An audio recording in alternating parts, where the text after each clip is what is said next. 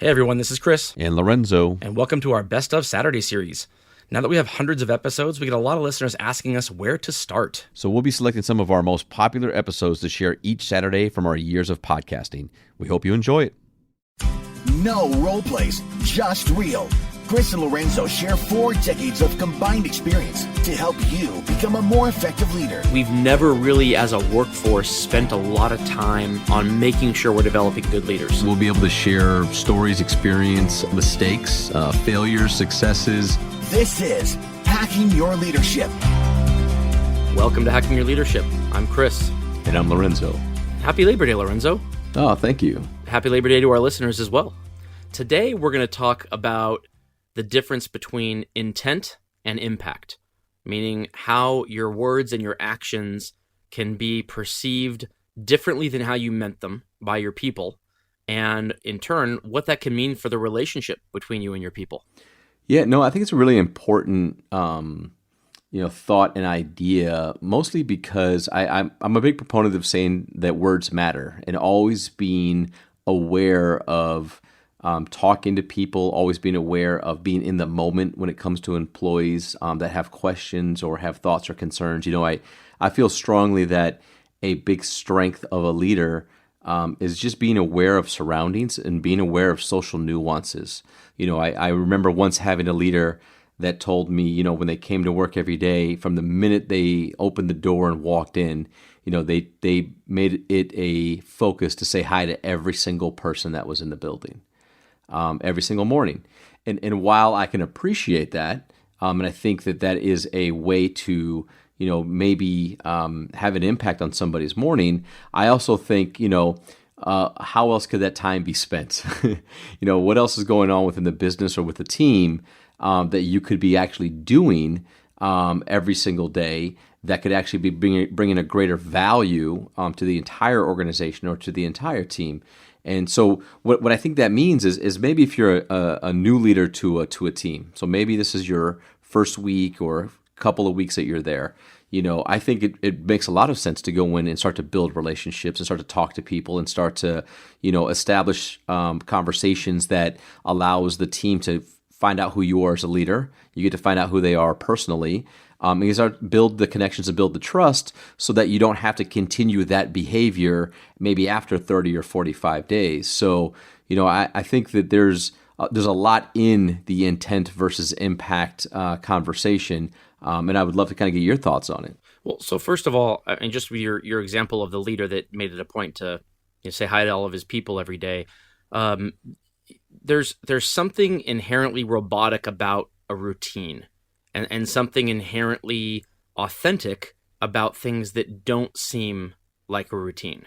Mm-hmm. I think there are a lot of leaders out there that would hear something like that, and maybe they aren't great leaders themselves. They don't really care about the relationship themselves, and they'll take that story and go, "Oh, that's what I can do. I can just say hi to all my people every day when I walk in." And that doesn't make the person a better leader. That is just maybe one way that good leadership is shown. Is someone who does that. But they were already a good leader to begin with. That doesn't make somebody a good leader. But when it comes to the general concept of intent versus impact, I feel like I've done a lot of thinking about this recently because I feel like there used to be this kind of first assumption when we interacted with people that the person you were interacting with was there to do good. That they weren't there to cut you down. They were there to build you up. They were there to solve problems with you. And that used to be at the beginning of my career something that you could almost count on with the interactions that you have with people.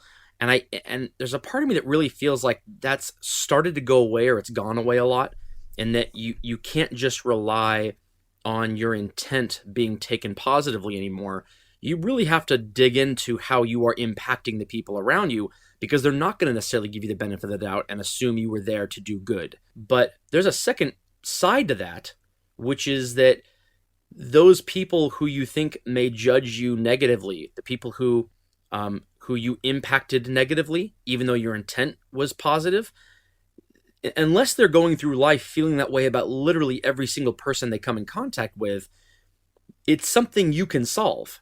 Because you have to figure those people have friends and family and people close in their lives that do get the benefit of the doubt. The people that are close to that person in their lives, they do get that first assumption that the interaction is positive or that it's meant to be positive. So if they're able to do that for some people, but not for you, why is that? What else is lacking from the relationship that has led you to this point? Yeah, no, there's a term that I'm very familiar with called assuming positive intent, and I think it's something. I think just the simple fact that it's something that is a thing that must be reminded of people and discussed and talked about. I think it speaks exactly to your point, which is that somewhere out there, that feeling of looking at things and assuming positive intent isn't there like it used to be. So it has to be this reminder of this is how we should approach things. We should approach things by first thinking that that this person didn't do this deliberately to us in a negative way. That we should just let's go and seek to understand what's going on. Let's ask some questions. Let's be positive about it. So I think that there is something there, and I don't know if that something is due to the speed in which we get information now, or the amount of sometimes negativity that you see out in social media, on the internet. There's a lot of things that are in there, but this is where we are today, and I think it's important because it's a, to your point about the relationships, right? Like for those people that you love and care about and trust, it's really easy to do that, right? Absolutely. It is. If you sent me a message over a text message that in any other type of a friendship relationship, somebody might look at that and be like, that's interesting. Why would Chris say it that way? I look at that and I know you and I have trust there, and I read it and I don't look at that as a negative thing, or I don't read between the lines, or I don't think that there's some other ill intent there. I just say like, well, what do you mean by that? Right? It's just a question, or I'm trying to better understand what you're discussing. So I really think that that's a really big part of this intent versus impact conversation is, what does that relationship look like? And has there been consistency in the relationship, or even a culture where when we're talking specifically about leaders, like, does this leader, when they do interact with you, is it done in a positive way? Is it done in a way that is genuine? Does this leader interact with other people in a positive way? Is this leader always there when you have a question for them and when you need something from them? Do they stop what they're doing and listen to you and provide you with perspective or advice? Do you see this leader, the way they carry themselves, the way they talk about their friends and their family? Is there more to this where you can sit back and say, okay, even though this leader didn't say hi to me today, or this leader maybe asked me a question and said like, hey, what's going on with that? It wasn't done in a malicious way or a negative way, because if I look at the larger picture here, the leader has always done these things. The leader has always been a positive force and somebody who's listened and understood and collaborated and taken feedback. So I think that I really dial into that relationship piece of making sure that the leader is doing some of that work at all times. And if they're a good leader, they typically are. But also, if there are people here that may be struggling with this, or saying like, well, man, I don't feel that my leader has my best intentions in mind. How is your relationship with them, and how much are you putting forward into building that relationship? Yeah, basically what you're basically saying is that whether or not they take what you've said or done positively or negatively was determined before you even opened your mouth. So there's not much you can do. You can't go back in time, 20 seconds and say, okay, maybe if I say that differently, they'll take it positively instead of negatively. No, that decision was made based on the sum total of the previous 12 interactions, not just with you and that person, but maybe how they saw you interact with other people that they consider similar to them.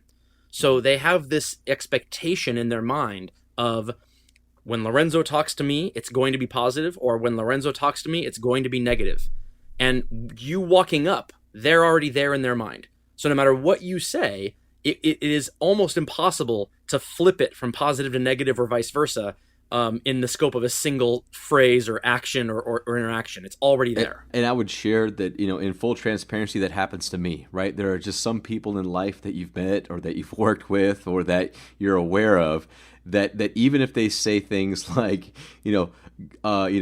good morning, how's it going today? You're thinking in the back of your head, well, I wonder what the heck they want. Like, why are they even talking to me right now? Right? Exactly. Like course. absolutely no positive intent is given, right? None. Just because of the history of the other things there. And it could just be that they really are genuinely trying to do something, or maybe they're trying to repair the relationship, right? Maybe they are trying to put, forth the olive branch to say, like, you know what, this is not in a good place. Let me see what I can do. But that's a really hard thing to overcome.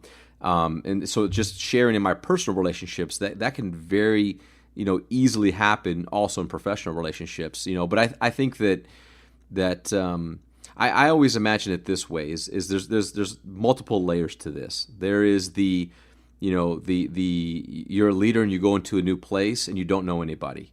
And how do how does that beginning conversation or statement or your brand, how are you spending the time immediately getting to know people, connecting with people, and making sure that every behavior, every word, everything that you're doing is reflective of this brand that you want them to quickly understand. Then there's a scenario where you even have maybe an employee transfers to your location and they've heard of you, right, one way or another. Then you have to navigate the waters of what the perceived, brand is, or what their opinion is based on somebody else's thing. So I really think that it's an ebb and flow. It's constantly adjusting, but you have to, as I go back to earlier, you have to be really aware of all the social nuances of taking the time to make sure that at least as a leader, you've done your due diligence to begin the relationship in the right way. That way, when they start to decide, what the intent is, they have a much better frame of reference to think about. Yeah, I can speak personally about trying to change a relationship with people after owning why it was poor to begin with. And there was this no duh moment, which if I look back on, I think, well, why didn't I just think of doing this way to begin with? But I had a good leader who I asked for advice, and that leader gave me positive advice on how to positively impact the relationship. And that's that, you talk about if there's already a negative perception, the leader could genuinely be trying to change the perception. The how are you doing today? Really, really trying to turn the relationship around, be more caring of their people and what is important to them. And if the brand is already tarnished in such a way that it's in a very negative place, sometimes the efforts to change it can not only not help the brand, but it can hurt it further, because they can be looked at as disingenuous attempts to, pull the wool over somebody's eyes, or you haven't really changed, but you're trying to change the perception of the label without actually having to do any good work. And I had a leader pull me aside and say, well, why don't you just tell the person you understand why the brand is in a negative place to begin with? And those weren't their exact words, but it was like almost like this moment where I went, well, yeah, of course, disarm it by addressing the elephant in the room, and then asking them to move on, asking them to give you the benefit of the doubt for a day, and let's move on together. So instead of just saying how you doing today and trying to kind of fake your way through a change of attitude, pull the person aside and say, just so you know, I know coming in to this location or in this team, you've heard things about me from other people. And I get that. I'm not going to try to tell you that they're right or wrong.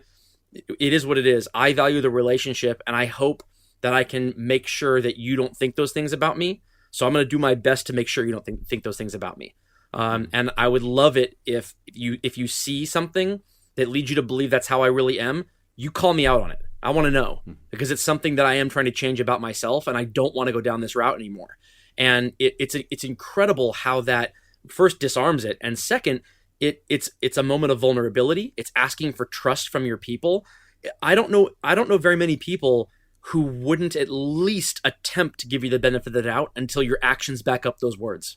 I see the employees defining a lot more of the intent based on the behavior of a leader, and like things that the leader says or does, or how they approach it, or, it's one of those funny things where, where it's very much based on the interaction of that individual and that leader.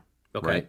And on the leader side, I think that sometimes people fall into the intent piece looking at performance, right? Because if you have an employee who comes to work and doesn't do a good job, or they're just kind of average or below average, or they always seem to be, slacking or not where they're supposed to be, or that type, like, you immediately go to like, well, they don't want to be here anyway. I can see that based upon the performance and their productivity and what's going on.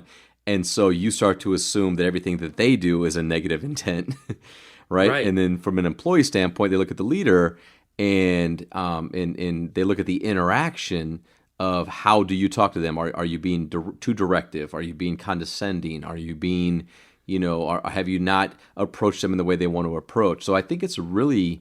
there's a lot to unpack there as I'm just thinking through it out loud.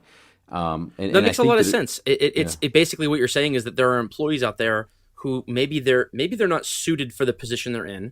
Maybe they are suited for the position they're in and they haven't been trained well. Maybe they're having a bad day. Whatever the reason, it doesn't mean that they're not good people, and it doesn't mean that they aren't sincere people, and it doesn't mean they don't have their own best interests at heart. It doesn't mean they don't want to advance. It doesn't mean they don't want to move up or be developed. It could mean a number of different reasons. And you're right. Leaders can kind of jump to the conclusion that, person A doesn't sell this well. It must mean that they don't like anything in life, and it's right. it's a trap that a lot of leaders, I think, put themselves in. Because it allows them an out to not have to deal with the tough questions of the tough people. Yeah, no, I totally agree. Yeah, I think it's interesting. I think there's a lot more to talk about with this topic. I'm kind of I'm amped up about maybe even going deeper on this one on another episode. Yeah, me too. But we can't. We're coming towards the end, and I'm looking at the clock here, and it's tough because I want to go for another 20 minutes, and we can't do that. Yeah. So let's stop for right now, but we're going to address this further in another episode. And if any of our listeners have feedback on what we've talked about so far with this, shoot us emails, because we would like to know some of your examples or things that you've encountered in this topic. This is a little bit of a rabbit hole here, and I feel like there's definitely more to discuss. Totally agree. I'm with it. All right. So with that, let's kick off our 1 minute hack. The 1 minute hack. All right, so today's 1 minute hack is a little bit of self-reflection and also a little bit of just thinking about your teams and some of the relationships that you have with those, and maybe how we can leverage those team members that maybe you would give you the benefit of the doubt and have some positive intent, and those team members that there may be some opportunity. So take a sheet of paper or an iPad or whatever you want to do, and on one side, list the 5 people that you feel that you have the best positive relationships with, and that no matter what you do or how you talk to them or what you ask for, they always receive it well, and they always deliver on what you've asked them to do. On the other side of that, take the 5 people that you feel you struggle with the most, that you have a hard time in regards to communicating effectively or getting them to accomplish something. Write them down, and then go back and forth and start to think about how much time have you spent on either side of the page with these individuals talking about things besides work, and how much do you know personally about these individuals that you know from firsthand communication and conversations, not just hearsay or what other people have told you. My guess is after looking at both of these sides of the sheets, you may see an opportunity on how and where you can spend your time as a leader. I think that's a great starting point, and we can go into that further on the next episode of what you do with that information once you have it. Cool. Well, thanks everybody. This is Hacking Your Leadership. I'm Lorenzo. And I'm Chris. And we'll talk to you guys next time.